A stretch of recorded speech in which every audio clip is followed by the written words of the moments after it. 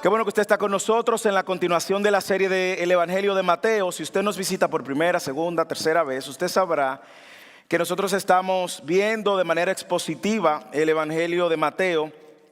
¿Qué es eso expositivamente? Estamos viendo texto por texto, idea por idea, lo que el texto comunica, de manera que la idea y el mensaje de cada semana lo pone el texto, no lo pone el pastor. Y hoy nos corresponde hablar acerca del bautismo de Jesús. La semana pasada vimos el inicio del ministerio de Juan el Bautista, no el inicio, sino la continuación de su ministerio en sí mismo, como aquel que preparaba el camino. Y hoy nos corresponde hablar de Jesús en su bautismo. Y probablemente usted va a encontrar mucha gente que pueda predicar este sermón, el bautismo de Jesús. Y no está mal. Pero creo que el texto quiere resaltar muchas cosas de Jesús. Es como si dijéramos en un español forzado, el Jesús del bautismo. Porque el énfasis aquí evidentemente es en la persona de Cristo. Y el texto quiere recordarnos esto. Al final del capítulo 3 ya nosotros vemos cómo inicia el ministerio de Jesús y cómo Juan el Bautista se encuentra con aquel a quien él había preparado el camino, para quien él había preparado el camino. Había llegado el momento que Jesús había esperado su tiempo para iniciar. No había iniciado antes porque no era el tiempo, no había iniciado después porque tampoco era el tiempo, sino que esperó el tiempo correcto. Algunos entienden que 30 años ya de edad para iniciar el ministerio. Y toda la nación de Israel en el contexto, como hemos visto, estaba expectante del rey que iba a venir. ¿Quién era el Mesías que iba a llegar a salvarnos, a librarnos de la opresión? Los judíos estaban dando, en ese contexto, recuerden, siguiendo el bautismo de Juan el Bautista, renunciando a su judaísmo e introduciéndose a la familia de Dios ahora, por medio del llamado que todo ser humano en la historia debe de tener pendiente. Arrepiéntanse y confiesen sus pecados. Y eso lo vimos las semanas pasadas. Y el que ha estado con nosotros por un tiempo, que también estuvo en la serie de Esdras y Nehemías, probablemente se dará cuenta que por muchos años, después de lo que sucedió como nación y el pueblo de Israel, no habíamos visto otro momento en el tiempo donde la gente iba a bautizarse masivamente, como el pueblo judío estaba buscando el arrepentimiento de sus pecados y asistiendo al bautismo de Juan. Ahora nosotros nos encontramos en un momento importante, momento muy trascendente, que es el bautismo de Jesús. Así que si fuéramos a ver cuál sería la idea que Mateo quiere comunicarnos, si quiere recordarnos a la luz de este texto, es mostrarnos el propósito que él ha venido haciendo, hilando durante todo el evangelio, y lo seguirá haciendo, de presentarnos ahora como en el bautismo Jesús, él está dando testimonio de la naturaleza de Jesús, de la identidad de Jesús y del ministerio de Jesús. Eso es lo que hemos visto hasta el momento, que él está conectado al linaje de David, a la descendencia de Abraham, que él es el Mesías prometido, el Rey de Reyes. Y nosotros ahora vamos a ver en Jesús un ejemplo de obediencia. Por eso el título del sermón es Jesús en su bautismo. Jesús en su bautismo. ¿Qué sucedió en el bautismo? Bueno, yo creo que hay tres cosas que quedan muy claras. Lo primero, y que vamos a ver, es que en su bautismo él cumple toda la justicia de Dios. En su bautismo él es afirmado como el Hijo de Dios. Y en su bautismo es él presentado como el siervo sufriente. Así que vamos a ver, acompáñame, abra su Biblia o encienda la copia del libro de Dios, si usted lo tiene en la Biblia. Y vamos a leer estos versículos y luego vamos a ver algunos de estos aspectos. Versículo 13 al 17. Entonces Jesús llegó de Galilea al Jordán, a donde estaba Juan, para ser bautizado por él. Pero Juan trató de impedírselo, diciendo: yo necesito ser bautizado por ti, ¿y tú vienes a mí? Y respondiendo Jesús le dijo: permítemelo ahora, porque es conveniente que cumplamos así toda justicia. Entonces Juan se lo permitió. Versículo 16. Y después de ser bautizado, Jesús salió del agua e inmediatamente y he aquí los cielos se abrieron, y él vio al Espíritu de Dios que descendía como una paloma y venía sobre él. Y he aquí se oyó una voz de los cielos que decía: este es mi Hijo amado en quien me he complacido. Este es mi Hijo amado en quien me he complacido. Algunas cosas muy interesantes que están sucediendo en estos 4 versículos, 5 versículos. Lo primero es que Jesús en su bautismo cumple toda la justicia de Dios. Versículo 13 al 15. Entonces Jesús llegó de Galilea al Jordán, lea de nuevo, a donde estaba Juan para ser bautizado por él. Pero Juan trató de impedírselo, diciendo: yo necesito ser bautizado por ti, ¿tú vienes a mí? Y respondiendo Jesús le dijo: permítelo ahora, porque es conveniente que cumplamos así toda la justicia. Entonces Juan se lo permitió. La pregunta que debemos responder: ¿por qué Jesús se bautiza? Si Jesús no tenía pecados de que arrepentirse. El llamado de Juan el Bautista era: arrepiéntanse y confiesen sus pecados y sean bautizados. Pero Jesús no tiene necesidad de bautizarse, no la tiene. No hay pecado en él, lo sabemos a través de todas las escrituras. No hay nada por lo que él tenga que arrepentirse.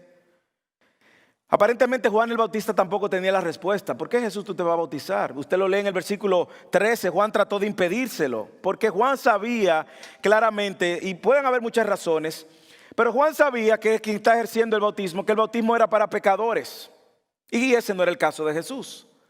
Segundo, Juan sabía también que Jesús era mayor que él. Si usted recuerda la semana pasada en el versículo 11, Juan, refiriéndose a Jesús, dijo: yo a la verdad os bautizo con agua para arrepentimiento, pero el que viene detrás de mí es más poderoso que yo, a quien yo no soy digno de quitarle las sandalias. Juan no tenía la respuesta, y nosotros podemos sacar muchas conclusiones por qué Jesús está bautizando. Una segura sí sabemos, y Jesús contesta. Otras la podemos inferir. Por ejemplo, nosotros podemos inferir que Jesús está bautizando porque Él es nuestro representante en obediencia. Y eso está muy evidente a través de todo el Nuevo Testamento. Pero Jesús aquí responde por qué tenía que ser bautizado. Léalo en el versículo 15.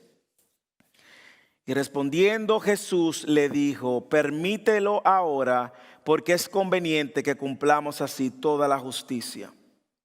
Ahora bien, eso nos hace otra pregunta. ¿Qué significa que es necesario que Jesús cumpliera toda la justicia? ¿Ve cómo la cosa va tomando color y forma? Bueno, hay varias interpretaciones también al respecto, pero hay una muy clara. Y es que nosotros sabemos que luego de 400 años de silencio, usted recuerda, lo hemos venido hablando las semanas anteriores, el último de los profetas, Malaquías, vienen 400 años de silencio hasta que Juan el Bautista se levanta como un profeta de Dios. Los profetas representaban la voz de Dios para el pueblo en ese momento. Y Juan el Bautista era el profeta de Dios. Y Dios le había dado un mandato claro a Juan el Bautista de bautizar con ese llamado. Y Juan es la autoridad, si se puede decir ahora mismo, divina antes de Jesús. La autoridad que Dios había puesto para llamar al pueblo al arrepentimiento y así encontrarse con Él. Sin embargo, lo que vemos aquí es que Jesús está cumpliendo con el mandato que Juan como autoridad tenía en la tierra. Era necesario que Jesús cumpliera toda la justicia. Y cuando hablamos de toda la justicia, estamos hablando de todos los mandamientos y las leyes posibles, de manera que entonces Jesús fuera nuestro representante. Jesús no tenía pecado, y eso lo sabemos, pero era necesario que Él en nuestro lugar cumpliera con todo lo que se requería. Que cumpliera con toda la ley, que cumpliera con todos los mandamientos, de manera que Él no estaba cumpliendo, Él no iba a cumplir alguna parte de la justicia, ni la mayoría de la justicia. Él tenía que cumplir toda la justicia. Y para ese momento hubiésemos tenido implicaciones muy trágicas si Jesús no hubiese obedecido el mandato de bautizarse. Imaginémoslo por un momento. Jesús dice que Juan el Bautista es el mayor de los profetas que ha existido.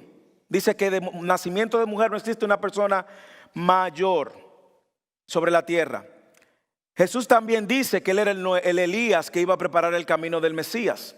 Si Jesús no viene donde él para ser bautizado, Jesús implícitamente estuviera negando también que él era el hombre de Dios que iba a preparar el camino. Jesús sería ahora, cumpliendo toda la justicia, no solamente humanamente perfecto, sino también a los ojos de los hombres. Recuerde que Jesús es 100% hombre, 100% Dios, y venía a representarnos humanamente. Ahora Jesús estaría también moralmente perfecto y completamente obediente a los mandamientos. Pero hay muchas cosas que pudiéramos inferir, y una de esas es la obediencia de Jesús de someterse a este bautismo. La obediencia, no tenía pecado, él era Dios, él no tenía necesidad, pudiéramos decir nosotros, pero él necesitaba cumplir toda la justicia, y viniendo delante de Juan estaba validando también el ministerio de Juan para esta generación. También Jesús nos está modelando el bautismo.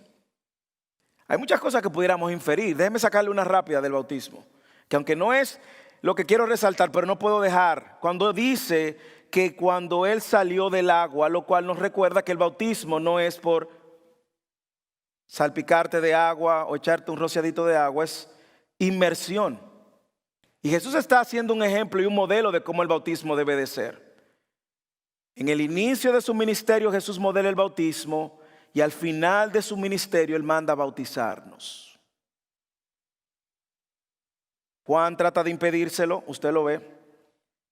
Juan dice el Evangelio en el versículo 14 que Juan trató de impedírselo. Yo necesito ser bautizado por mí, tú vienes a mí. Pero Juan sabía bien quién él era. Él sabía que él era aquel que iba a quitar el pecado del mundo. Déjame leerle el texto paralelo que se encuentra en Juan capítulo 1, versículo 29, donde Juan, este es el texto, la narrativa del Evangelio de Jesús según Juan el apóstol, no Juan el Bautista, Juan el apóstol. Y él dice, al día siguiente vio a Jesús que venía hacia él y dijo, he aquí el Cordero de Dios que quita el pecado del mundo. Juan sabía. He aquí el Cordero de Dios que quita el pecado del mundo. Vamos a marcar Juan porque vamos a volver ahorita hacia él. Pero vemos claro que era necesario que Jesús, cumpliendo su perfecta sumisión, humildad y obediencia, cumpliera toda la justicia de Dios. Jesús nos está modelando obediencia, nos está modelando humildad, someterse a un humano inferior. Wow. Él pudo haber dicho, bueno, ok, Juan, o pudo haber buscado otra forma, no, pero él quería mostrar y modelar que era necesario que así fuera para que ahora él fuera nuestro representante completo delante del Padre. La obediencia de Jesús es completa, es completa, y cumpliendo toda la justicia ahora, él sin duda alguna iba a ser nuestro Salvador y nuestro nuevo Adán. Su obediencia perfecta lo califica para ser nuestro Salvador. No tuvo pecado, pero se hizo pecado por nosotros. Nosotros vamos a sacar algunas aplicaciones al final, pero yo creo que hay algo que no podemos dejar saltar a todo el que está aquí y recordarles esto. Primero es el ejemplo de obediencia de Jesús, cumpliendo toda la justicia y siendo obediente. Es que si aquí hay alguna persona que es creyente y no ha sido bautizado, que en obediencia responda a esto. El cristiano no hace lo que quiere. El cristiano tiene un Señor y un Salvador. Y ahora el cristiano obedece. Y hay grandes ordenanzas en la Biblia. Pero Jesús dejó dos grandes ordenanzas. Una de ellas era bautizarse. Y es para creyentes, no es para niños que no tienen conciencia de lo que está pasando. Es para personas que entienden su condición de pecador, su necesidad de un Salvador, y se rinden a su señorío, así como lo hizo Juan Carlos. Se están sometiendo al señorío de Cristo y públicamente están diciendo, yo he decidido seguir a Cristo, y por eso se bautizan. Si en esta tarde hay alguien que no se ha bautizado, que ha entregado su vida a Cristo pero no se ha bautizado, hable con alguno de nosotros. Nosotros tenemos una clase justamente para explicar qué es el bautismo, por qué nos bautizamos, por qué lo hacemos de la manera que lo hacemos. ¿Qué representa el bautismo? Nos recuerda que Cristo estuvo muerto y que resucitó. Estuvo muerto y que resucitó. Y por eso nosotros, recordando eso, nos bautizamos. El bautismo no es para salvarnos, el bautismo no te va a salvar, el bautismo no te va a quitar ningún pecado original como cree la iglesia tradicional, no. El bautismo es un acto público de obediencia recordando que Cristo es nuestro Salvador y Señor.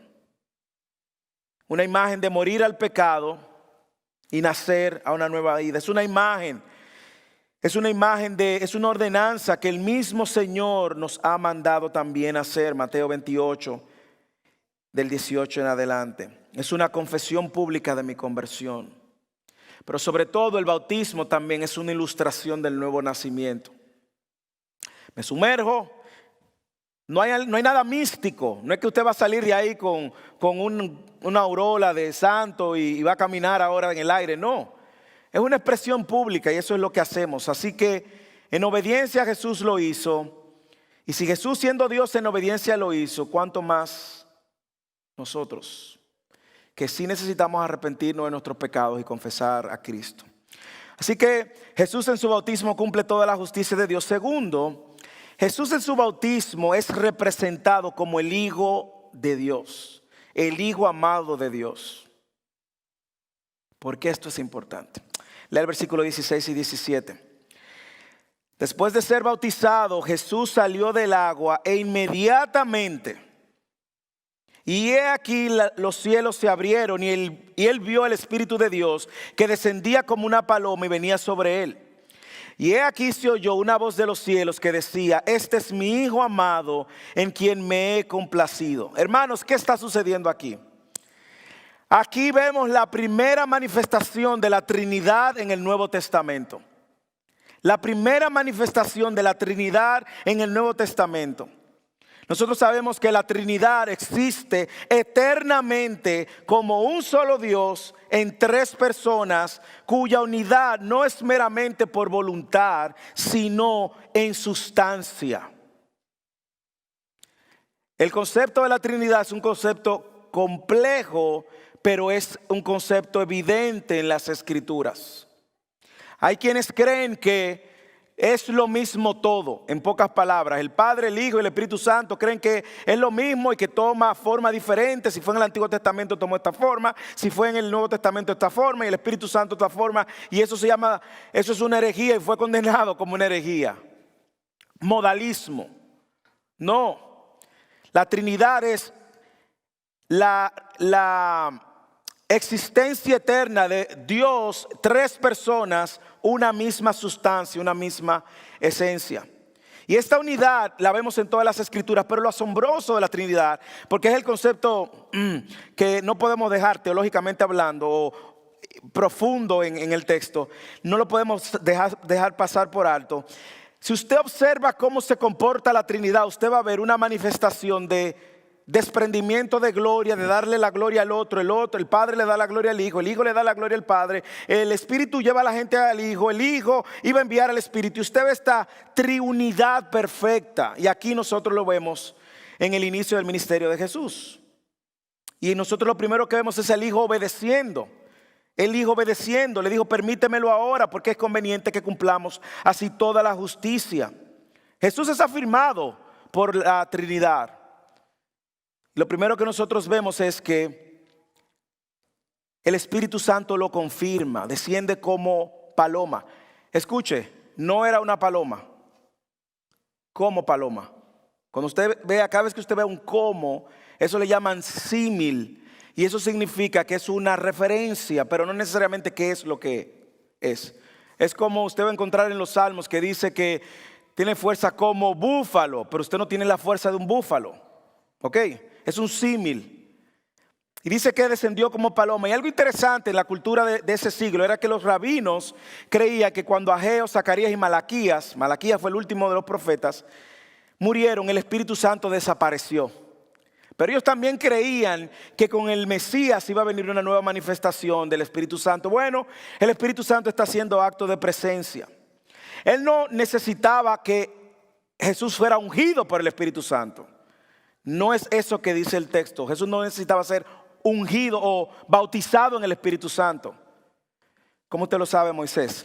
Bueno, porque cuando usted lee todo el nacimiento de Jesús, usted se va a dar cuenta que desde que el ángel se le aparece, le dice, será engendrado por el Espíritu Santo. Es una obra del Espíritu Santo. El Espíritu Santo son una misma esencia. No, Jesucristo no necesitaba una porción adicional del Espíritu Santo, porque Él es una esencia con Dios.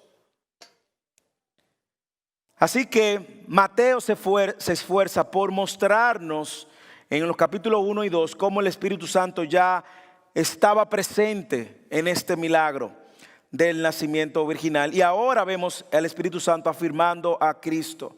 Algunos entienden que con la presencia del Espíritu Santo se está dando un nuevo inicio, un nuevo comenzar, una nueva creación. ¿Por qué? Bueno, porque la palabra que usa aquí es la misma que usa en Génesis cuando dice que el Espíritu de Dios se movía sobre las aguas. Y la palabra que usa es la que usan justamente para cuando una águila o una paloma está moviéndose. Hay algunos que dicen que aquí lo que hay es un nuevo Génesis. Se va a instaurar un nuevo reino, un nuevo principio. Y ciertamente es así. Porque todo el que viene a Cristo tiene un nuevo nacimiento. Hay una nueva creación. Pablo decía, si alguno está en Cristo, nuevas creaciones. Y eso es lo que Cristo está iniciando y con la presencia del Espíritu Santo está afirmando esto nuevo. Nosotros vamos a ver también que durante todo el ministerio de Cristo, el Espíritu Santo está presente. Así que Jesús iniciaría el ministerio de una nueva creación, un nuevo Génesis. Pero algo interesante que cuando uno lee los evangelios, yo les recomiendo que cuando lea una narrativa en un evangelio, lea lo que dicen otros evangelios de esa misma narrativa. El Espíritu Santo le iba a servir de señal a Juan el Bautista. Volvamos a Juan, capítulo 1, versículo 33 y 34. Voy a leerlo en la pantalla. Dice el versículo 33, yo no le conocía. Pero el que me envió a bautizar en agua, refiriéndose a Dios, me dijo, aquel sobre quien veas al Espíritu descender y posarse sobre él, este es el que bautiza en el Espíritu Santo. Y yo lo he visto y he dado testimonio de que este es el Hijo de Dios. La misma palabra que Jesús dijo, la misma palabra que el Padre dijo, este es mi Hijo. Y Juan el Bautista está afirmando, yo doy testimonio de que es el Hijo de Dios. Quiero aclarar algo, el Hijo de Dios no lo hace menor que Dios. El Hijo de Dios no significa que Él era criatura de Dios, no significa eso. El Hijo de Dios era el título mesiánico, es decir, del Mesías, que el Antiguo Testamento le había dado y que el pueblo de Israel por años estaba esperando que llegara el Hijo de Dios. Por lo tanto, esta es una declaración mesiánica. Y el Espíritu Santo, descendiendo como paloma, le valida a Juan el Bautista que este es el Hijo de Dios. Así que nosotros estamos viendo que Jesús obedece en la Trinidad manifestándose, el Espíritu de Dios afirmando y sirviendo como un señal para Juan también. Pero también vemos al Padre confirmando y afirmando que Él es el Hijo de Dios. Escuche la voz del Padre, me encanta esta parte, me emociona y le voy a decir por qué. Me emociona esta parte porque yo veo al Padre usando las Escrituras para afirmar al Hijo. Dios usa su palabra revelada para revelar a su Hijo. Me encanta. Lo que el Padre cita no es nuevo, ya Él mismo lo había inspirado. Y esto es lo que vemos, la voz del Padre es una afirmación a la identidad de Jesús. Y lo primero que Él dice es, este es mi Hijo, este es mi Hijo. Versículo 17, léalo. Y he aquí se oyó una voz de los cielos que decía, este es mi Hijo. Marcos y Lucas dicen, he aquí mi Hijo. más personal. Aquí dice, este es mi hijo. El Padre está presente en el inicio del ministerio del Hijo de Dios. Un Padre presente. Un Padre presente. El Padre está presente. Luego de 400 años de silencio, se rompe el silencio también con la voz del Padre. Un discurso que fue directo al Hijo, que había estado que estaba siendo obediente. Y es asombroso como la aparición de estas palabras de Dios, pero el contenido de las palabras es más asombroso. Como yo les dije, el Espíritu que inspiró estas palabras ahora están siendo usadas por el Padre para revelar al Hijo y su identidad.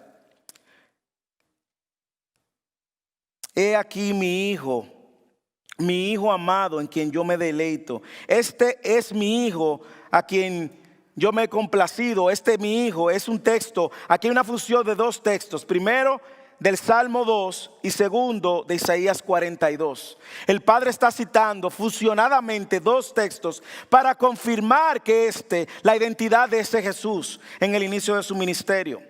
El Padre está dando una cita mesiánica. Vaya conmigo al Salmo 2 y vamos a leer lo que el Padre está diciendo.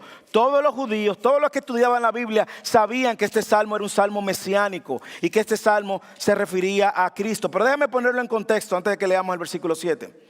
Este salmo, en los primeros versículos, habla de una rebelión malvada. Usted lo lee. ¿Por qué se sublevan las naciones? Habla de esa rebelión contra Dios y cómo Dios se burla de ellos, dice el versículo 4. Porque le dice, va a venir el Mesías que los va a destruir. Y ese Mesías es mi hijo. Leamos el versículo 7 en adelante. Ciertamente anunciaré el decreto del Señor que me dijo, mi hijo eres tú. Aquí están las palabras. Las palabras que Mateo está escribiendo, inspirada por Dios, que el Padre dijo, he aquí mi hijo, son estas mismas palabras. Yo te he engendrado hoy, pídeme y te daré las naciones como herencia tuya y como posesión tuya los confines de la tierra. Tú los quebrantarás con vara de hierro, los desmenuzarás como vaso de alfarero. Ahora pues, oh reyes, mostrad discernimiento, recibid amonestación, oh jueces de la tierra. Adorad al Señor con reverencia y alegraos con temblor. El 12 dice, honrad al Hijo. Nosotros vemos que el Padre está usando la palabra como un instrumento para revelar la identidad de Jesús y decir, Jesús es el Hijo amado. Para usted y para mí eso puede parecer extraño, pero para la audiencia judía esto era clave. Esto era clave. En Jesús se cumple el Salmo 2. Y el Salmo 2 siempre fue un salmo mesiánico. Así que nosotros vemos cómo esta Trinidad, Jesús obedece, el Espíritu Santo aparece para confirmar y el Padre usando las palabras, este mi hijo, está afirmando. Todos los miembros de la Trinidad aquí presentes, el Padre, el Hijo, el Espíritu Santo, el testimonio completo del cielo, afirmando la identidad de Jesús como el Hijo de Dios, que iba también a ser el siervo sufriente, el Hijo de Dios. A mí me encanta, podemos sacar muchas verdades, la armonía de la Trinidad. Aquí no hay una lucha de poder. Aquí nadie quiere ser mejor que nadie. ¿Usted ha estado en lucha de poder? Que la gente quiere, no, que yo quiero. Siempre las luchas de poder van a tener una raíz en el orgullo. Nadie quiere ceder. Pero eso no es así con la Trinidad. Aquí cada quien está entendiendo su rol. Cada quien, el Hijo obedeciendo el plan de Dios y Dios exaltándolo con su identidad. Finalmente, Jesús en su bautismo cumplió toda la justicia de Dios. Jesús es el Hijo amado y finalmente Jesús es el siervo sufriente. Ahora yo quiero que usted, si estaba durmiendo, se despierte, porque el texto no usa la palabra siervo sufriente. ¿De dónde, pastor, usted saca la palabra siervo sufriente? Vamos a leer otra vez, versículo 16.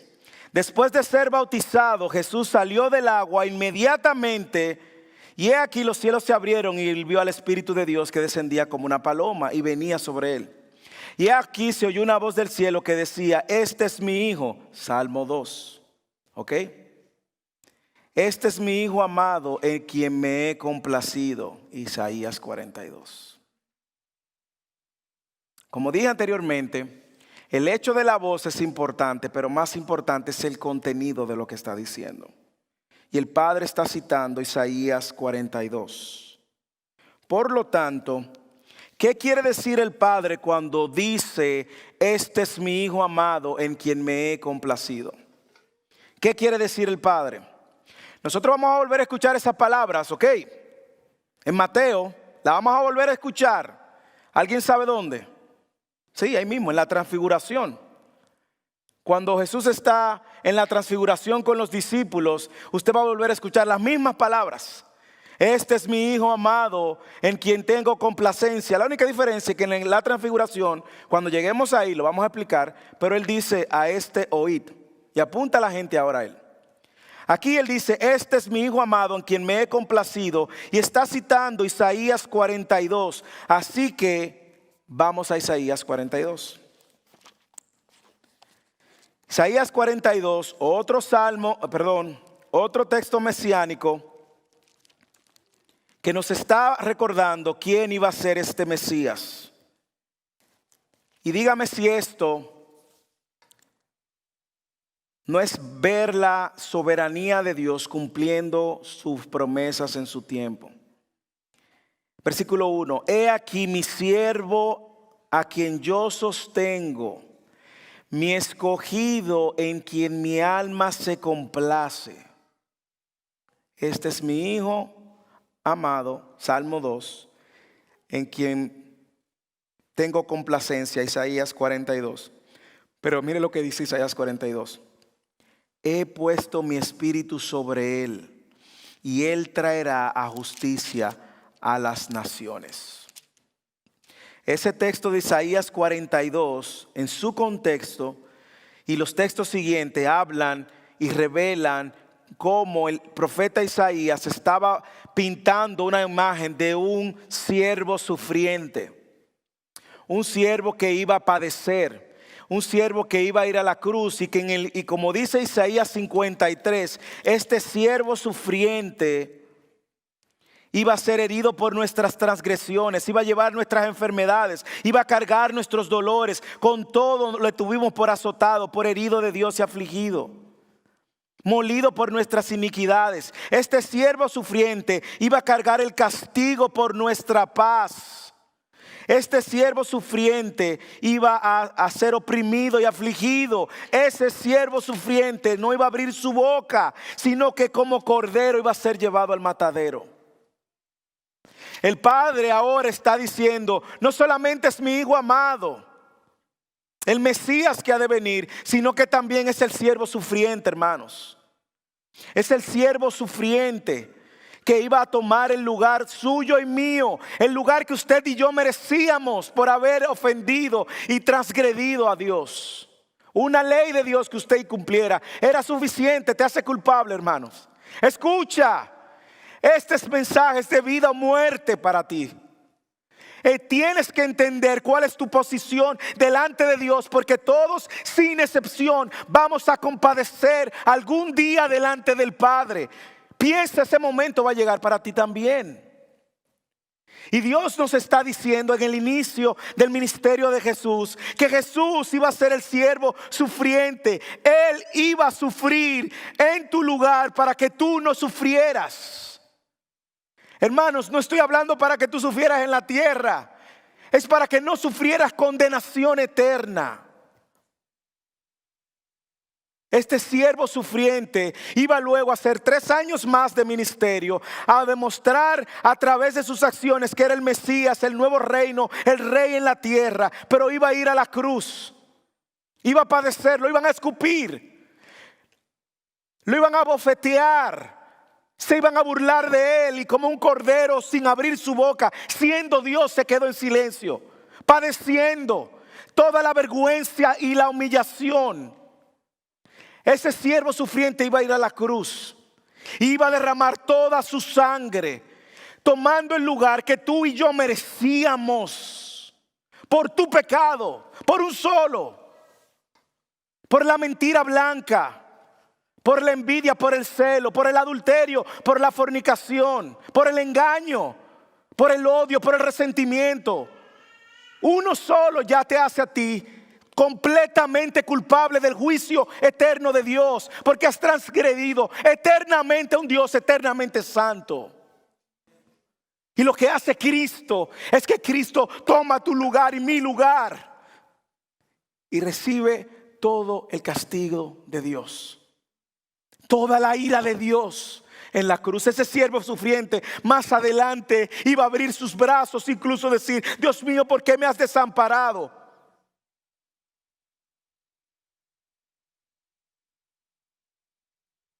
Para que todo ahora el que cree en ese siervo sufriente no reciba toda la ira que merece. Ahora entienda por qué al principio del ministerio Mateo quiere hacer un énfasis en que todos en ese momento y nosotros en este momento entendamos quién es este Jesús. Ese Jesús no es un Jesús que usted ve en los muñequitos, en un cuadro que usted tiene pintado en su casa. No, ese Jesús estaba iniciando el ministerio que iba a traer reconciliación de nosotros con Dios. Ese Jesús iba a ser ahora el único camino por el cual íbamos a venir al Padre. No la religión, no las buenas obras, no que yo me porto bien, no que yo no le hago mal a nadie. Eso no te va a salvar para nada, no te va a servir para nada. No, Moisés, pero yo no me porto mal, yo no le hago mal a nadie. Hermano, mire, mal según el estándar suyo, pero según el estándar de Dios tú has quedado mal. Yo también, y por eso es que necesitamos un Salvador. La misión de Jesús iba a incluir tanto el sufrimiento de la oposición como posteriormente el reinado de Él sentándose en su trono. Yo no sé si usted puede apreciar la belleza de este texto de Dios a través de su palabra, recordándonos que Cristo obedeció siendo Dios humildemente. Recordándonos que Cristo iba a ser ese Mesías que no iba a salvar y recordándonos que Él iba a ser ese siervo que iba a sufrir para ocupar nuestro lugar.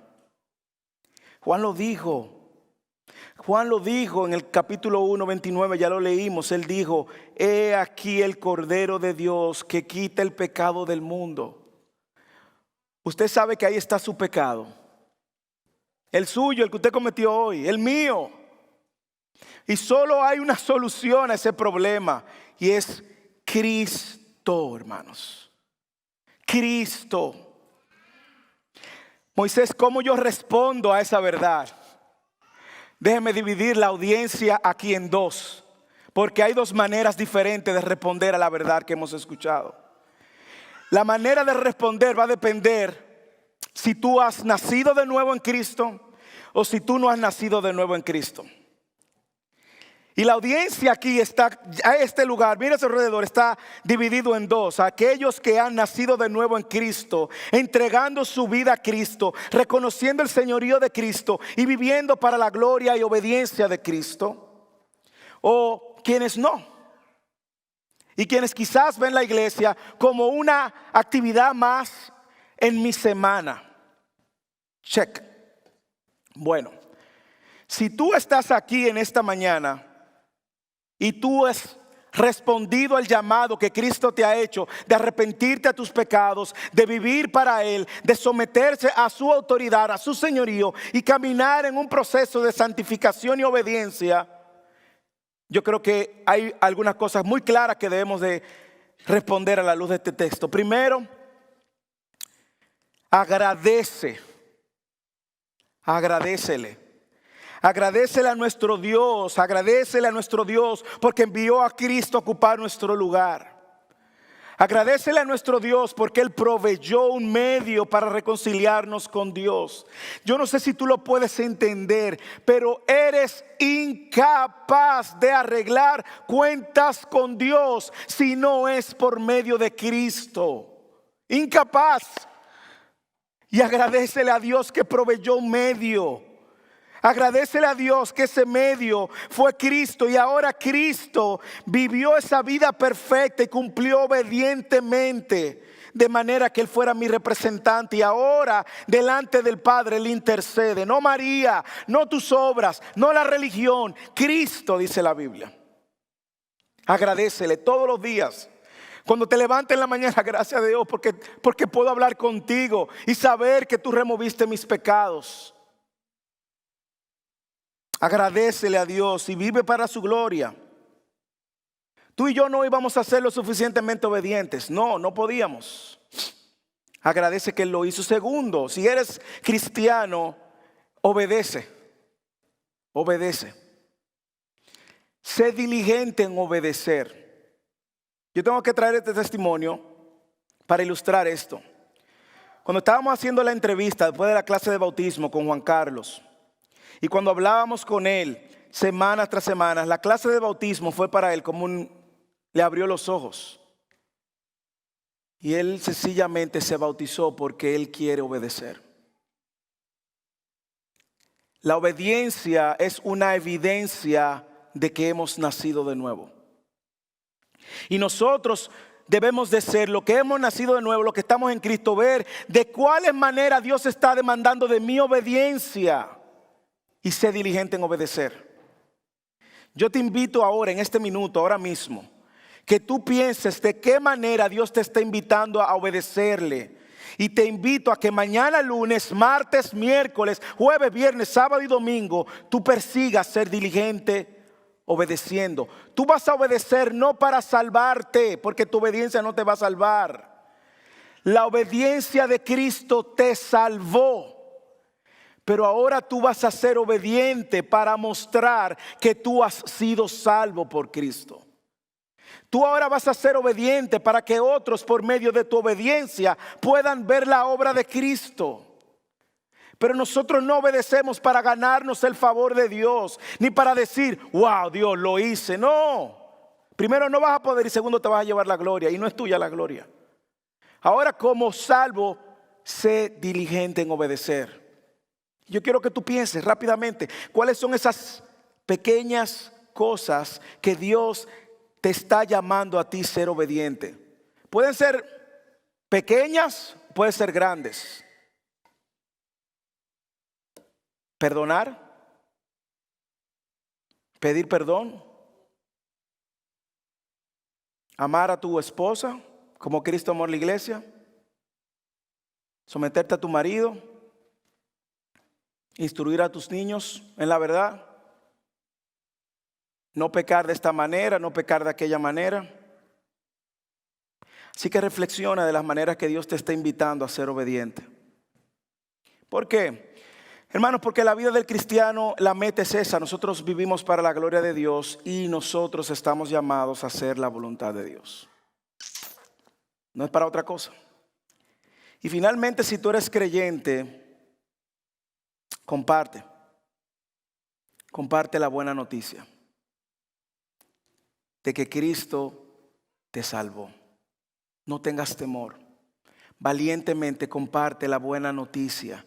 Todo el que con el que tú interactúes, sea el que va a tu casa a hacerte una reparación, el que conociste en el trabajo, el que te sirvió en el restaurante, no importa, quien sea que esté a tu alrededor, compártele el evangelio y recuérdale que necesita a Cristo. No te avergüences del evangelio. Pablo en Romanos 1:16 decía, no me avergüenzo del evangelio porque es poder de Dios para salvación. Así que creyentes, agradece, obedece y comparte. Pero si tú estás en esta tarde y estás del lado de los que no conoce a Cristo personalmente, tú puedes tener un conocimiento histórico, un conocimiento intelectual, un conocimiento general. La respuesta tuya es una sola opción. Arrepiéntete de tus pecados y corre a Cristo. El llamado de Dios para ti es arrepiéntete porque has ofendido a un Dios completamente santo. Y tu pecado te tiene condenado eternamente.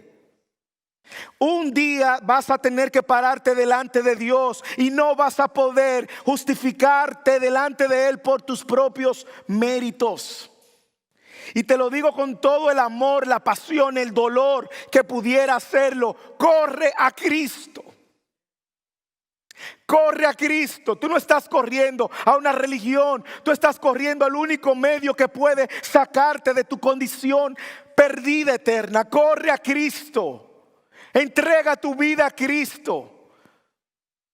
Has ofendido a Dios y Dios demanda una justicia perfecta que tú y yo no podemos cumplir ni alcanzar. Por eso Cristo lo hizo. Y ahora en Cristo tú eres hallado como si hubieses cumplido toda esa justicia perfecta. Corre a Cristo, hermanos. Si tú no tienes a Cristo, no te vayas sin Cristo. No le des un día más. Dice la Biblia, si oyes hoy su voz, no endurezcas tu corazón. Corre a Cristo. Y en Él vas a encontrar salvación. Perdón de todos tus pecados, aún los pecados más oscuros que tú crees que nadie conoce o puede perdonar. Él los perdona y los limpia. Hermanos, esa es la buena noticia del Evangelio. Que en Cristo tenemos a uno que obedeció perfectamente. El Mesías que iba a salvarnos y el siervo que vino a servirnos para reconciliarnos con Dios. ¿Cómo tú vas a responder? ¿Vas a responder al llamado o vas a ignorar el llamado? Que el Señor nos ayude.